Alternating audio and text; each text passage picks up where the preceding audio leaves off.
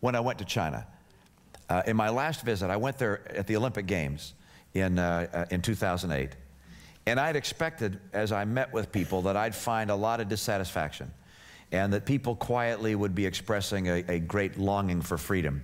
I didn't find that, and that surprised me. It seemed that there was much more interest in learning how to gather to themselves American-style wealth and free enterprise, and less excitement about American democracy. Now, perhaps it was just that the people who were the dissident voices were shuttled out of town when the visitors were there.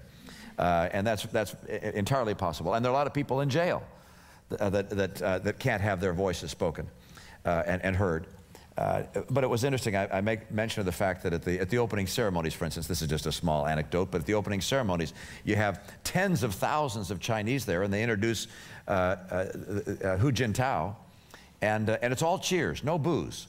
Can you imagine at Fenway Park introducing a politician and getting anything but a few boos here and there? I mean, that just doesn't happen. And it's like, gosh, and maybe that was just pride in the country, but then as well. Did you take that lack of boos to be a genuine reflection of what the Chinese people feel? I just thought... Or a reflection of what they know would happen to the person who booed? Perhaps, but you know, in a big crowd, you can never quite tell who's booing. And then when they announce the teams, when they have the Parade of Nations and the teams come in, they announce Cuba, and there's a huge cheer for Cuba. And a huge cheer for North Korea. And I thought, don't you read the paper? Don't you? The answer is no. All right, the paper they get doesn't have what's in our paper.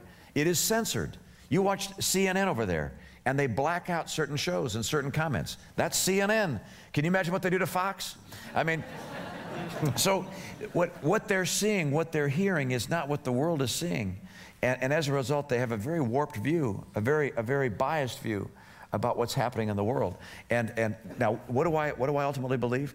I believe that their strategy, which combines economic freedom with repression and authoritarianism, ultimately can't work. That the two conflict in too great a way. That as people travel the world and are selling products and seeing how the rest of the world lives, that the population of the country will say, we can't live with that.